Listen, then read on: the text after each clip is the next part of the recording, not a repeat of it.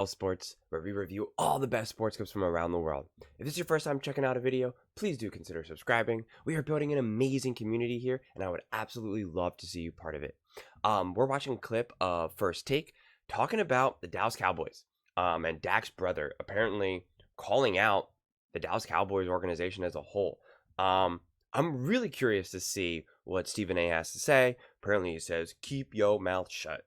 Stephen A calls out Prescott's dig at the Dallas Cowboys. I'm really curious to see what he has to say with regards to that, because I think what he's saying is 100% accurate, honestly. I think the Cowboys have consistently made poor decisions, and you see an organization like the Eagles. It must be tough if you are a Cowboys fan, or if you are connected to the Cowboys, your brother is the starting quarterback. It's got to be hard that you see the Eagles making all these big aggressive moves year after year after year that leads them to NFC championship games, that leads them to Super Bowls, that leads them to actually being legitimately relevant, whether it be getting AJ Brown, Saquon Barkley. Like, they actually do things to make their teams significantly better, and that just can't be disputed. If we just look at a 10-year window, I mean, the Eagles have been to more Super Bowls than Dak Prescott has playoff wins. That's bonkers. That's crazy. So, I agree. But at the same time, I do think that you have some sort of a responsibility to not, if your sibling, your brother is playing for any team for that matter, you should probably not be such a vocal hater publicly. If you're talking with your boys, your friends, your family, even Dak himself, that's fine. But you're just kind of causing extra trouble for Dak himself. So that, I can see where maybe, they keep your mouth shut. But I'm curious to see what Stephen A and Shannon Sharpe have to say. So let's take a listen and break it down from there. Brother Tad took to Twitter and said this. So if it wasn't clear already, it is now. The Eagles have the best front office in the NFL. How about them Cowboys? Okay, you go. God, You're first. Let me chime in. Again, could you put Booger and Shannon up on the screen where I can see him as well? Keep this angle. Tad Prescott, the brother of Dak Prescott. Dak, yeah. Shut the hell up. Yeah, Enough for you. Shut the hell up. I'm sick of him. And everybody should be sick of him. And I'm going to tell you, Tad Prescott, why everybody should be sick of you and you should shut the hell up. Because you're implying that your brother had nothing to do with the troubles that the Dallas Cowboys have experienced. When you make a comment like that about the Philadelphia Eagles, knowing it's going to be received publicly throughout the football world, what you're basically saying is, it's not my brother's fault. Damn it, your brother has something to do with it. And I want to say this, and I'm not joking, fellas. I know I troll Cowboy fans and stuff like that, Shannon and Booker. I'm not joking. Dak Prescott can ball. He's no scrub. He's a model individual. He's class personified, first class all the way. Really good brother. But you got to play better in the moments that count. We're not going to sit up there and throw all of these, just these gratuitous comments out. We get it. You can play. You're good, really good guy. You've been through a lot. You've overcome a lot. There's a lot of love for Dak Prescott, and it should be. Your brother Tad is another matter. Shut the hell up. Enough of you. The Dallas Cowboys are sitting up there. I understand that Jerry Jones could do better, and they should do better. You need an offensive tackle. I just got to point out the irony of that someone as obnoxious as Stephen A is telling someone to shut up, which is just, as this guy's screaming, like as you can see in the perfect pause view of him just saying nonsense, right? He calls and makes fun of the Cowboys all the time, says that their front office isn't doing enough, that the Cowboys don't do enough, this, that. And now Tad says the quiet part out loud and he tells him to shut up. I mean, that's typical Stephen A, which is just, he can't see the clown makeup on his own face. I mean, that's what makes Stephen A so unironically hilarious, that he literally is a clown and he looks in the mirror and sees himself as, Brad Pitt, Denzel Washington. You need a defensive lineman. You need a linebacker. You got to stop the run. You got to be able to stop the run. You need some size on the defensive side of the ball. I get all of that. You just lost Tony Pollard. You should be going after Derrick Henry. South by Southwest. Shannon, you was down there. I was down there yesterday. Stephen Jones was there. I was hanging with Stephen Jones for a few minutes yesterday. It's good to see. Derrick Henry is going to the Ravens. Again, because the Cowboys don't get the job done. We're going to get together soon. Me, him, and Jerry. We're going to talk to them about this dereliction of duty that they're exercising. They ain't doing a damn thing in free agency. But that's a different subject for another day. This guy, Dak Prescott, that he got to stop. And people got to stop. How is it a different topic for a different day, different subject for a different day? He literally, Stephen A. just went on a whole rant saying that the Cowboys are doing nothing in free agency and that this is a problem and that Jerry Jones called out all this type of stuff.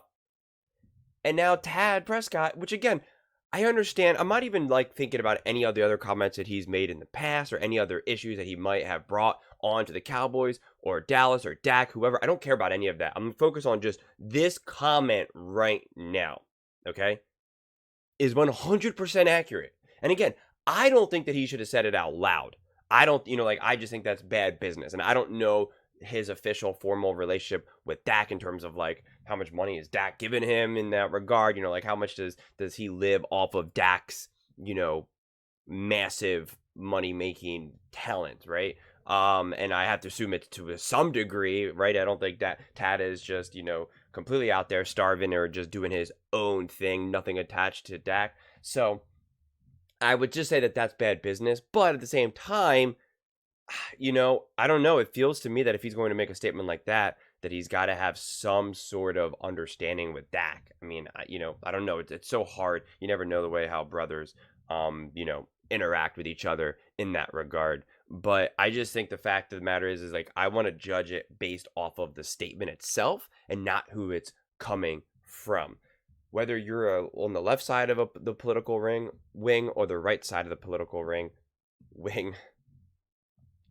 it doesn't matter. If someone says something accurate, whether they're from the opposing aisle, it's still accurate, okay? If you hate, and I don't want to use names because I don't want these videos to get tagged as something that they're not, but if it's, the one guy who everyone knows who's, going to be running against the other guy who also everyone knows, if the one guy says 1 + 1 is 2, and the people from the other side, you can't deny that 1 + 1 = 2. You can't just because it came from out of the mouth of the person that you don't like doesn't mean that it's not accurate. So I judge people and I judge the statement based on the statement's truth, not the person that it's coming out of or when it's coming. Again, I do want to emphasize that I think if in a sibling dynamic and a relationship dynamic, it's not the best to have people's fathers, mothers, girlfriends, boyfriends, sisters, brothers, uncles, whatever, make these types of public statements that make it now harder for the person that it actually is involved in.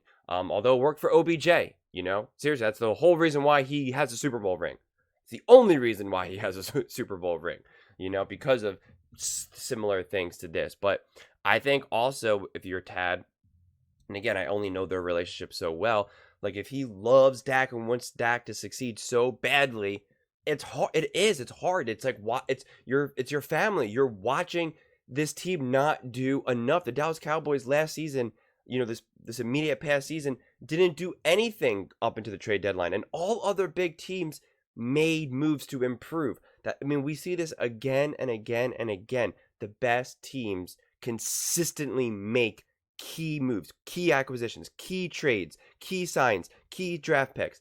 And the Cowboys do not do that. The Cowboys always just stand pat and say, we're good enough. It's because Jerry Jones just believes in who he drafts so fully. Wants to give them all the money, doesn't want to make any other moves.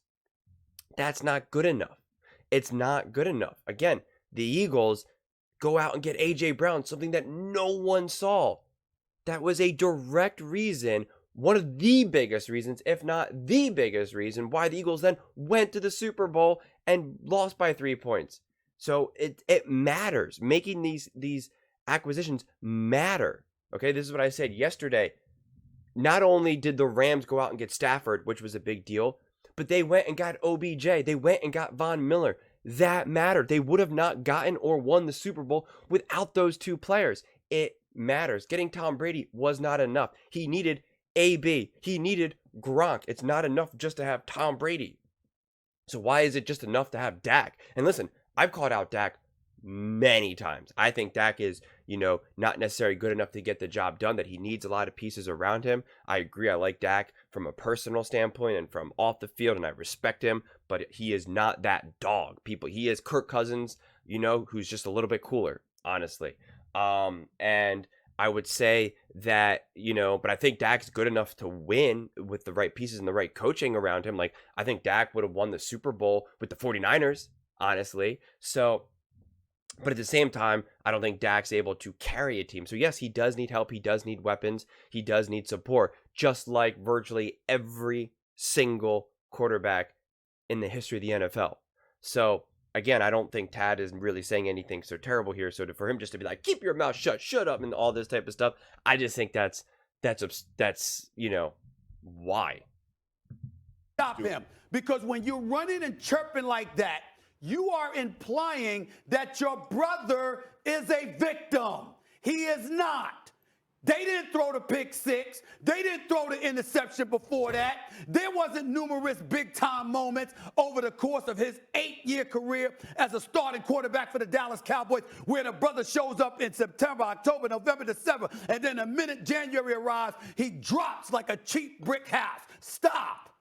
Stop it. Nobody wants to hear anything more from Dak Prescott. He needs to be quiet. Go ahead, Shannon. Stephen A., I want to talk to Booger because Booger will know exactly what I'm talking about. Sure. And I was very, very conscious. I've always told my sister, my mom, somebody that was close to me, my homeboys, never say anything about the team I'm currently on. Because people will assume, right or wrong, that's coming from me. And that's what I said before. That's why you have to be careful of what you say. If you're a significant other, you're a parent, you're a brother, you're a close friend or relative, when you say something that's going to be viewed as negative, they're going to think that's coming from the person on that team. Keep your mouth shut. What I deduce from what Jerry is saying, we've got to make a decision on CD, we've got to make a decision on Micah, and we've got to do something with Dak. When he said we're going all in, we're going to sign all of these guys. Now, I just saw Brian Burns get $150 million. What the hell do you think Micah Parsons is going to want? I just saw Mike Evans get 2 years at $26 million. CD Lamb is looking at what Tyreek got.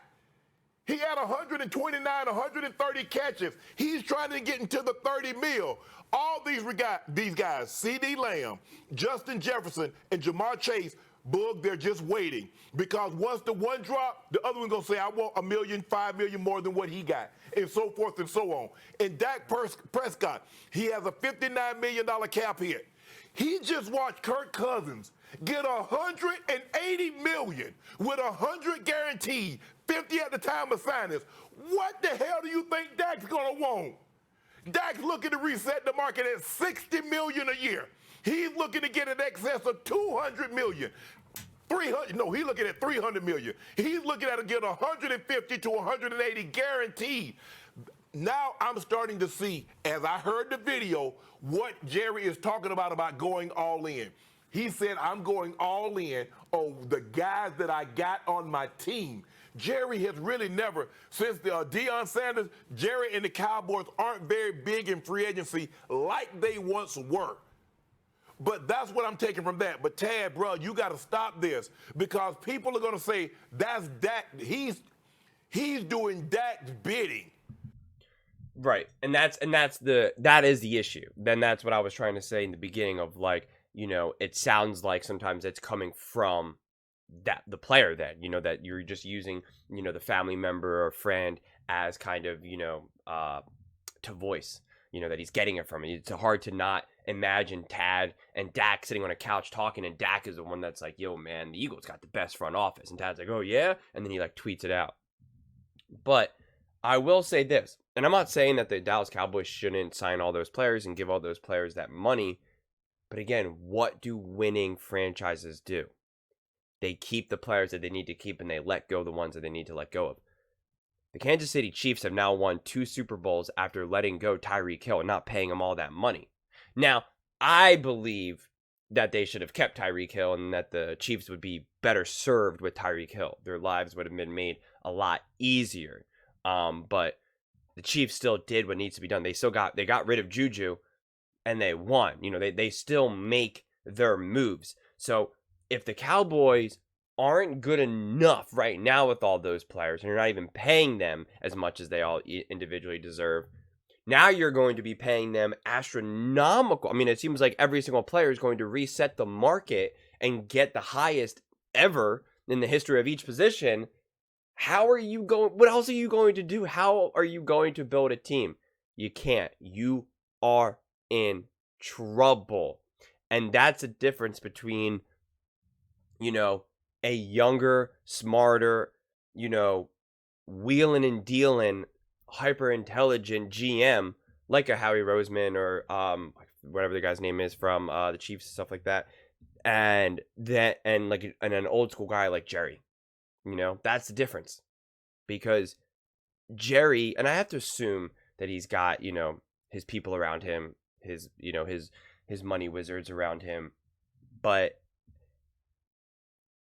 the Cowboys are in such a difficult situation that it doesn't seem to me that they're in a position to really do anything. Like, I actually think that this is going to absolutely cripple them, because I don't know what moves they're going to make and what level of confidence they have in any of their moves. Again, you got to take chances. You got to take swings.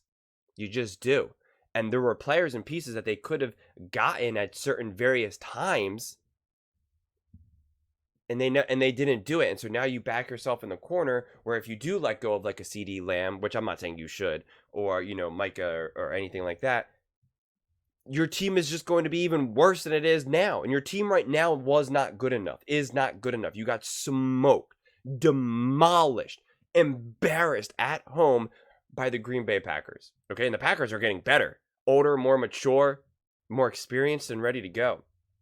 The Eagles are elevating themselves. They're getting better, you know, got better coaching. They're ready to go. The Detroit Lions now, better, more mature, more experienced, ready to go. Rams, healthier, more experienced. They're younger players who now got experience, ready to go. Puka Nacua, ready to go. 49ers, I think, are going to have a very similar year this year than they did this past season. They're not going anywhere. This is maybe their final year of being like true competitors, but they're not going anywhere. So if you're not improving, then you're getting worse in the NFL. It's that simple. The Cowboys are not improving, so they're getting worse. So why are you going to be surprised or shocked that they don't do better than they did this past season? You can't be. But those are just my thoughts. I would absolutely love to hear yours. I read every single comment, so please let me know in the comments below if you think what I'm saying is the most amazing thing or the most ridiculous thing. Either way, let's get into some discussions, let's get into some fights, but ultimately, let's just have some fun. And please do consider subscribing. We are building an amazing community here, and I would absolutely love to see you part of it. And please don't forget to give this video a thumbs up, as it really does help with the visibility and the algorithm. Thank you so much, and see you next time.